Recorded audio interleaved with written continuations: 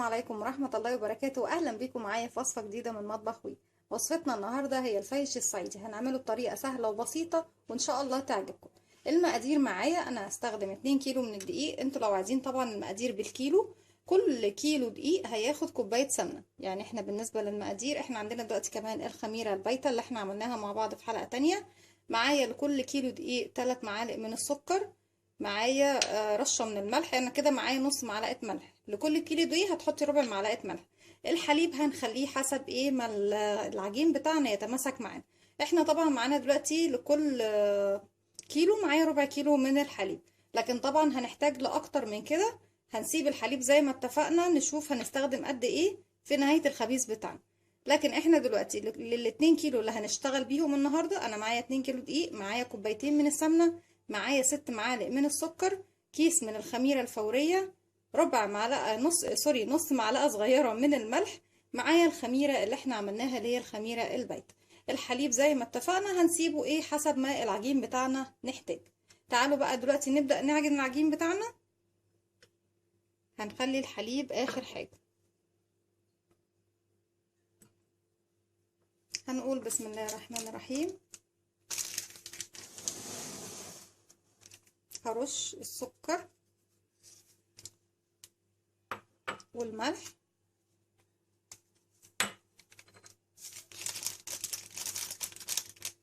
والخميرة الجافة. انا هحط باكت كامل او كيس يعني. بسم الله. ممكن تستغني عنه لو انت مش حابة تحطي خميرة، بس بصراحة انا بحب يعني المخبوزات بتاعتي تكون خمرانة قوي قوي. هنحط السمنة دلوقتي.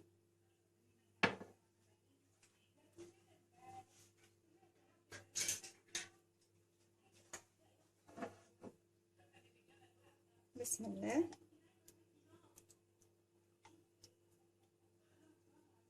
زي ما اتفقنا كوباية من السمنة لكل كيلو دقيق. لو حابة ان انت تخلطيه سمنة مع زيت مفيش مشكلة، نص زيت ونص سمنة عادي مفيش مشكلة.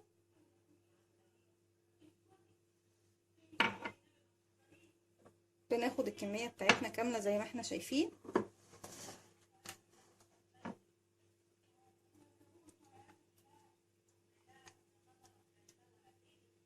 سهل جدا وبسيط، وكل الحكاية فيه بتكون الايه الخميرة البايتة. وزي ما انتوا شفتوا برضك عملناها بأبسط الطرق وبمكونات جديدة. يعني دايما الخميرة البايتة بيعملوها بايه؟ بالحمص. احنا عملناها بالسمسم. هنجيب بقى الخميرة بتاعتنا زي ما احنا شايفينها، الخميرة البايتة بعد ما عدى عليها ساعتين. طبعا احنا سيبناها قعدت ليلة كاملة لغاية ما اللبن بتاعنا تخمر، وبعد كده حطينا عليها كوباية دقيق وسبناها لما تخمر بالشكل ده زي ما احنا شايفين ما شاء الله. بسم الله الرحمن الرحيم.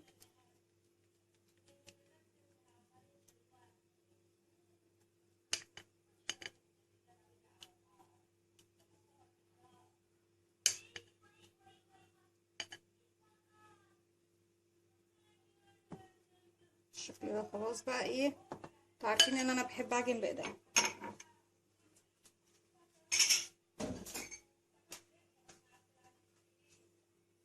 هنقول بسم الله.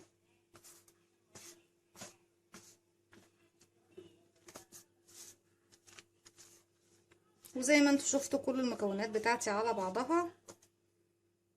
نجيب الحليب دي كده اول كوبايه معايا.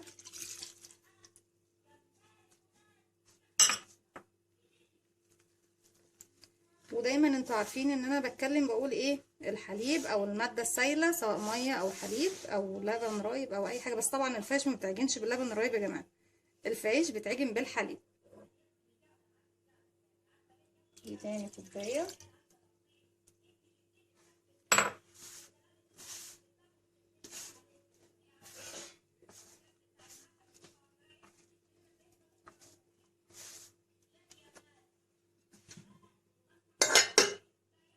جيب حليب كمان.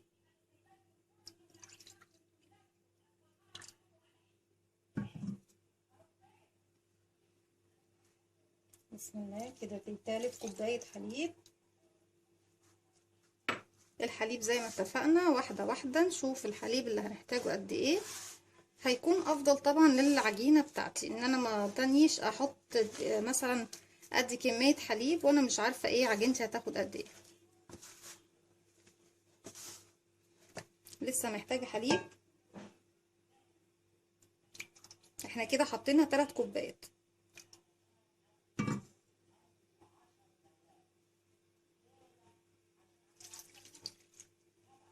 كده 3.5.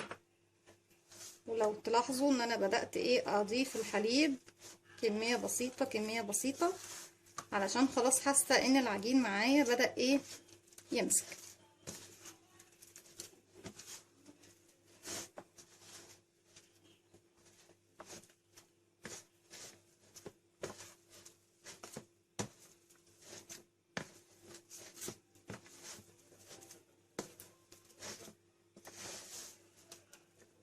انا خلاص مش هضيف حليب تاني زي ما احنا شايفين، انا هكتفي بالحليب ده خلاص كده.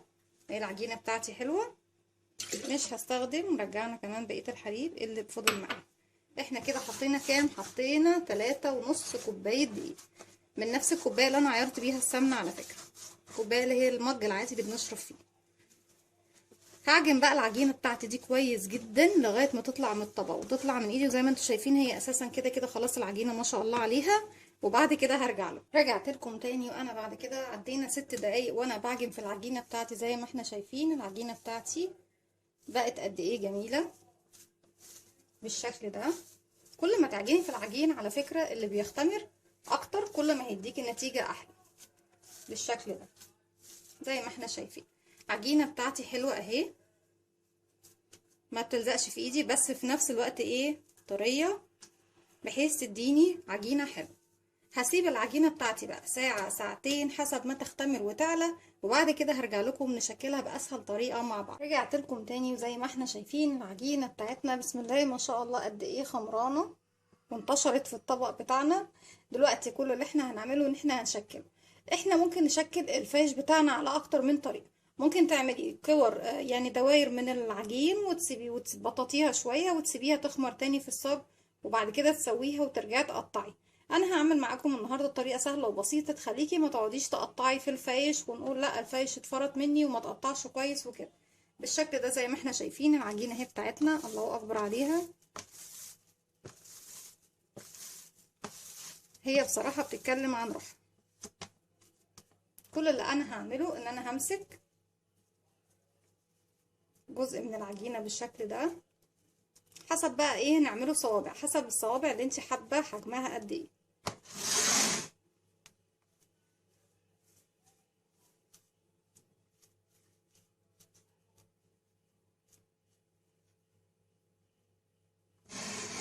بالشكل دوت. وهنجيب الصاج بتاعنا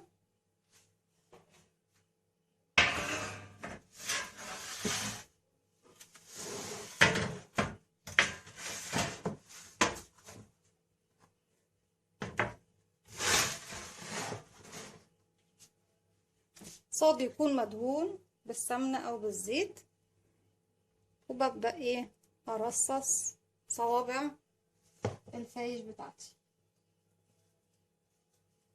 زي ما اتفقنا احنا بنمسك العجينة بنعملها كورة، وبعد كده ايه بتعمليها اصابع بالشكل ده.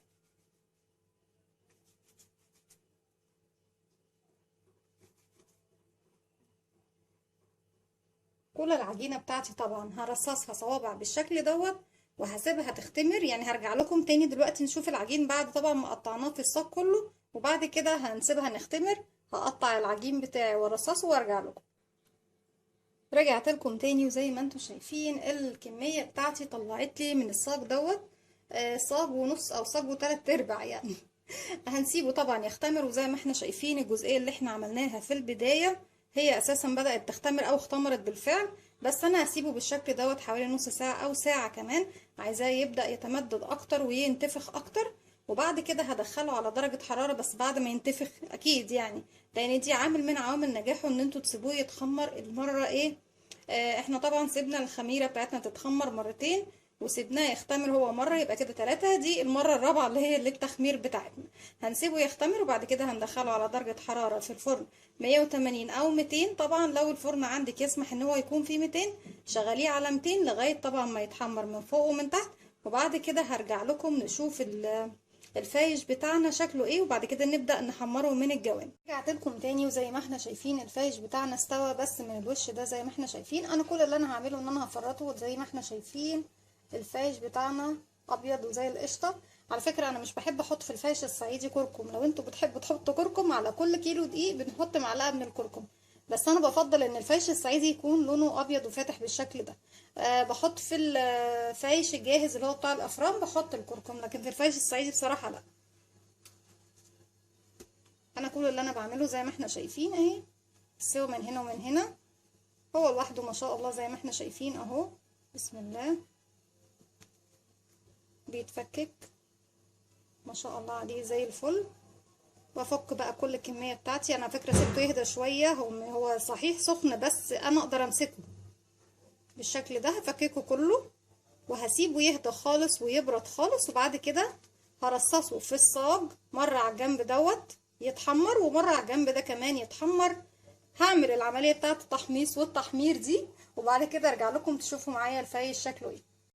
رجعت لكم تاني بعد ما حمصت الفايش بتاعنا من الجنبين. ده الشكل النهائي للفايش الصعيدي بتاعنا. دي كانت وصفتي النهارده، اتمنى يا رب ان انا اكون قدمتها بطريقه سهله وبسيطه، واتمنى كمان انها تعجبكم. لو عجبكم الفيديو اعملوا لي لايك وشير وسبسكرايب، واستنوني في فيديو جديد من وي.